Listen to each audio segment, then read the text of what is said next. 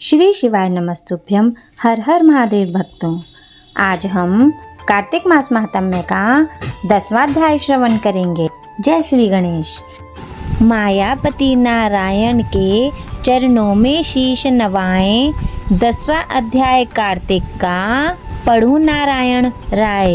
राजा पृथु ने कहा, हे देवर्षि, आपको नमस्कार है। कृपा कर आप यह कहिए कि जिस समय भगवान शंकर ने अपने माथे का वह तेज क्षीर सागर में डाल दिया तो उस समय क्या हुआ? नारद जी कहने लगे, हे राजन, जब भगवान शंकर ने अपना वह तेज क्षीर सागर में डाल दिया तो उस समय वह शीघ्र ही बालक होकर गंगा सागर के संगम पर बैठकर संसार को भय देने वाला रुदन करने लगा। उसके रुदन से समस्त संसार व्याकुल हो उठा। लोकपालों के मन में भी व्याकुलता हुई।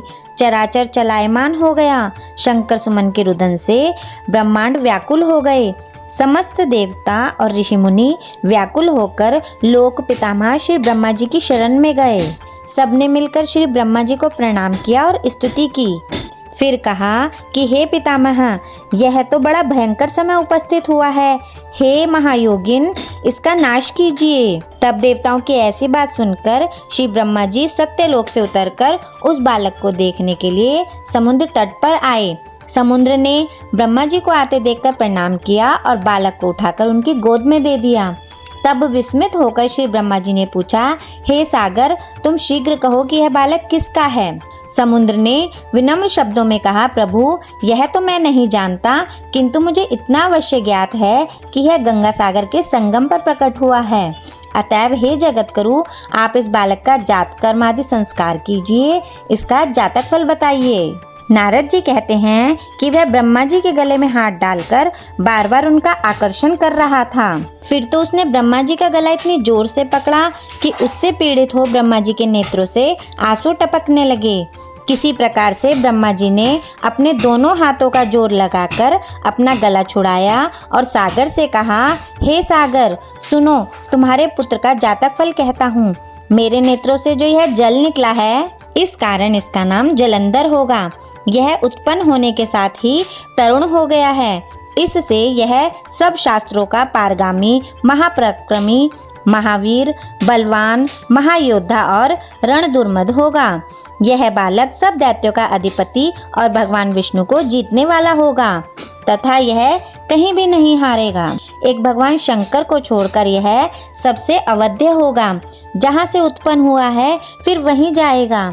इसकी स्त्री बड़ी पतिव्रता, सौभाग्यशालिनी, सर्वांग सुंदरी और परम मनोहर, मिष्ट भाषिणी तथा शीलवान होगी। नारद जी कहते हैं, हे राजन, सागर से ऐसा कहकर ब्रह्मा जी ने शुक्राचार्य को बुलाकर उनके हाथों से बालक का राज्याभिषेक कराया और स्वयं अंतर ध्यान हो गए। फिर तो बालक को देखकर सागर बड़ा ही प्रसन्न हुआ और घर आ गया। कितने ही उपाय से उसका पालन कर उसको पुष्ट किया। फिर कालनेमी नामक असुर को बुलाकर उसका वृंदा नाम की कन्या से सविधि विवाह करवा दिया। उस विवाह में बड़ा उत्सव हुआ। श्री शुक्राचार्य जी के प्रभाव से स्त्री सहित जलंधर दैत्यों पर राज करने लगा। इस प्रकार कार्तिक मास महात्म्य का 10वां अध्याय संपूर्ण हुआ। बोलो श्री हरि विष्णु भगवान जी की जय। जय जय श्री राधे। इसके बाद प्यारे भक्तों, आप अविरल महिमा चैनल पर और कहानियाँ भी सुन सकते हैं, जैसे कि गणेश जी की, लक्ष्मी माता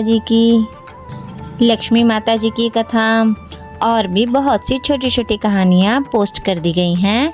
और लास्ट में लपसी तपसी की कहानी भी अवश्य सुने। धन्यवाद। श्री शिवाय नमस्तुभ्यम। हर हर महादेव भक्तों।